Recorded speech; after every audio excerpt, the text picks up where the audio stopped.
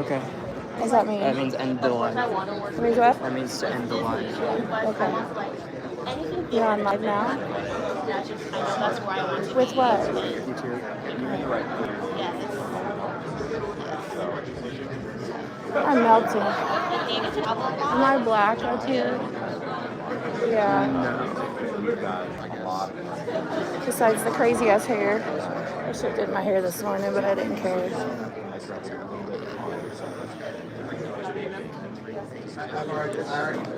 Babe, go get that pistol and slide it in there and sit right there. That way you can sit. Or go sit on that one. I very much want to travel too, so that definitely appeals to me a lot. I want traveling too. So who is this for? Studios, no one knows who they are, but apparently they're announcing a new park. Gotcha. Are you melting? A little bit.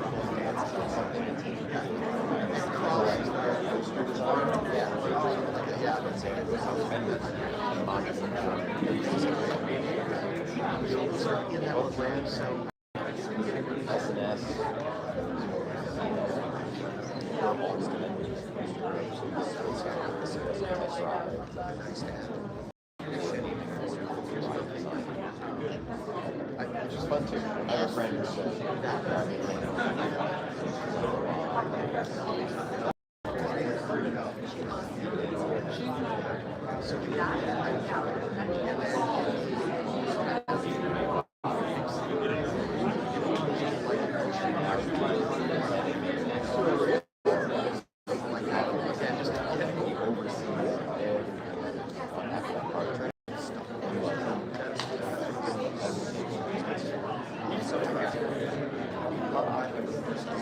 They all seem very, very fun. It's hard to like just pick one. Yeah. helps the time.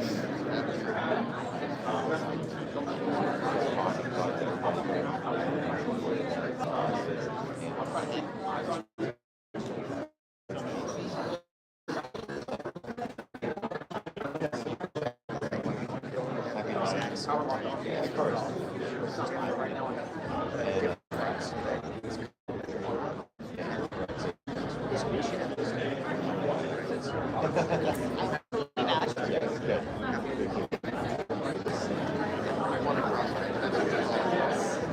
You're good. It's in that chair right behind you. He just left. He left and said, here's a seat for someone. Somebody's fixing pictures. You don't sit on it. Okay. So you're just standing all day.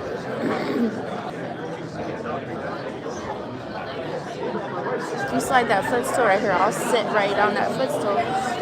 And you can sit here. Oh my God, come on, I'm dying. I need my water. Can you grab your, I don't want to mess you up, but.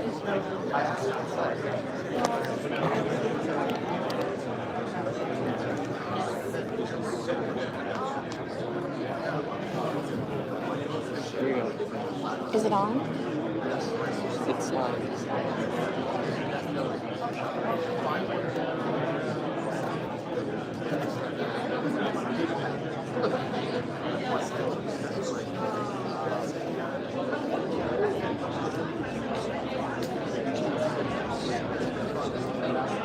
See any YouTube or something?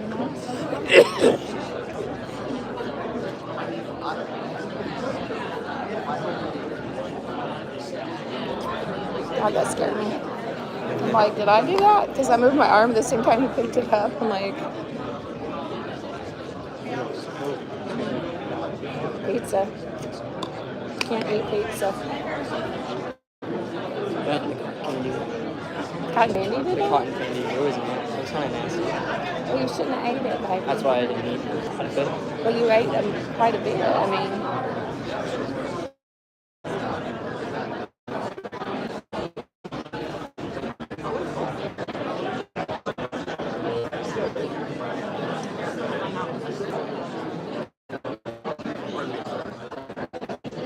because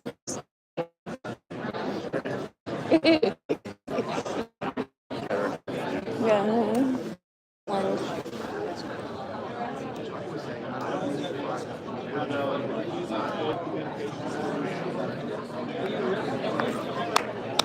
clap for you. Never mind. Shut up, Gina. Hey guys, thanks so much for darkening the door of CarneyCon, IAAPA, and the stage here. I'm Mel McGowan. I'm the founder and Chief Creative Officer of Storyland Studios, and I'm honored and humbled to be here and to introduce you to the CEO of Nateland, Felix. Very good. Come on, Dave. Appreciate the Do you want to interest. see It's fantastic. We are super excited to be here. It's my first time at IAAPA. It's quite the convention. Dr. Pepper, Dippin' Dots. Yes. Yeah, very good. Very good. Really excited to be working with Mel's team at Storyland. Some of you know the story behind Nate. His first job was Storyland, sweeping the steps. Then he moved to, apparently you could drop your pets off there all day long, so he was like a pet keeper, all kinds of weird things. And then they crushed his soul in 1997 when they closed it. He got very mad about it, vowed revenge, and here we are. We're bringing something back to Nashville. We're really, really excited to be designing that something with Storyland. So appreciate it, man. Take it away.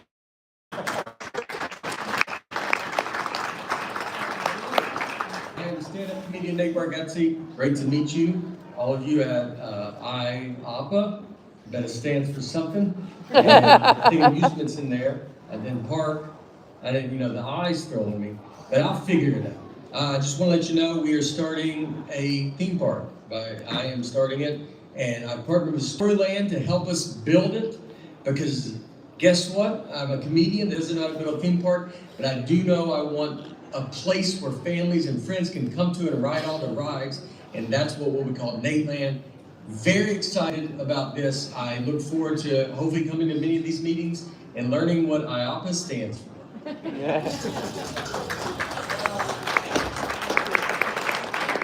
that by Nate?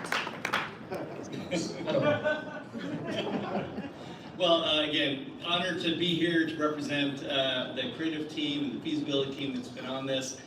Really have no canned presentation pitch for you, other than to say that we've been in feasibility, pre-concept, mode. It's been a joy and a journey to kind of try to get into the big brain that's behind those big, purportedly dumb eyes of Nate. But happy to answer whatever questions you throw at us. If not, I'll just replay that video a dozen times. So, fire away. So, when you're working with a comedian, you know that parks are big on IP. How is it hard to take his IP and turn it into his stuff for parks? Yeah, I think great question there. One of the great things is it's not your traditional IP, right? I think we're going beyond a specific IP to really be really at the formative stages of a brand that at its simplicity is a brand that unites us rather than divides people, that unites generations, culture. I love, again, understanding what's behind those eyes of Nate, the way he sees the world, right? The beauty in simple things. And really that's a brand that I think is going to go certainly beyond a theme park, right? But maybe Felix, you can give us a sense of how that's getting rolled out.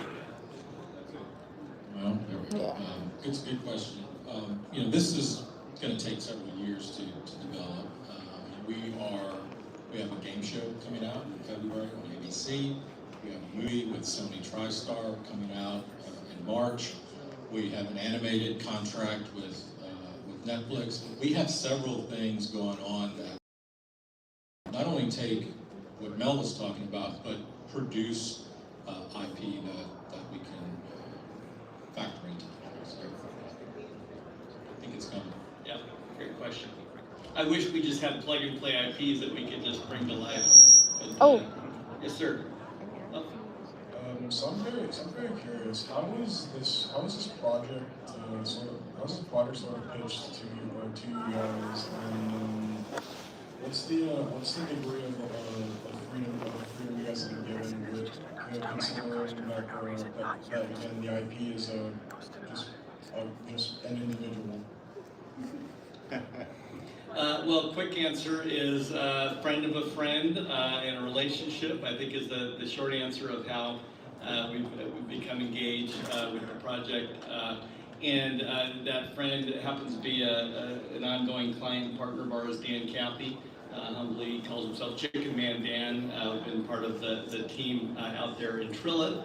If you haven't been to Trilla, next time you're flying through ATL Airport, can't recommend it enough. But he's about ready to open a $300 million entertainment center called Trilla's Live, which is designed to be kind of the down payment on a vision of a larger ecosystem of creativity in Atlanta. And in terms of the creative box, I think we've been given a fairly large canvas to paint on. You know, she tell us when we're kind of going coloring outside the lines. Not at all.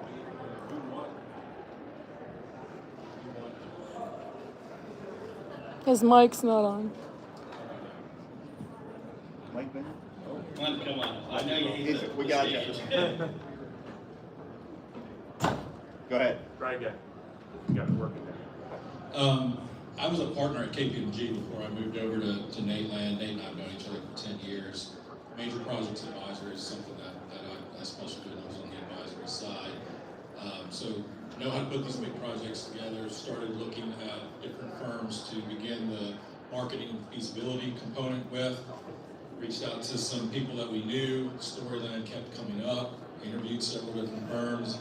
They're the ones that culturally fit the most with us and kind of got the vision, understand how we like to operate, understand the nostalgia and the family component of what we do at Nateland. Our tagline is good, clean, funny. We are for the masses. We're not political, language, politics. We stay clear of all of that stuff. So the fit was natural. The fit felt good. We're giving these guys a blank page. Like, go build us the best thing we can do.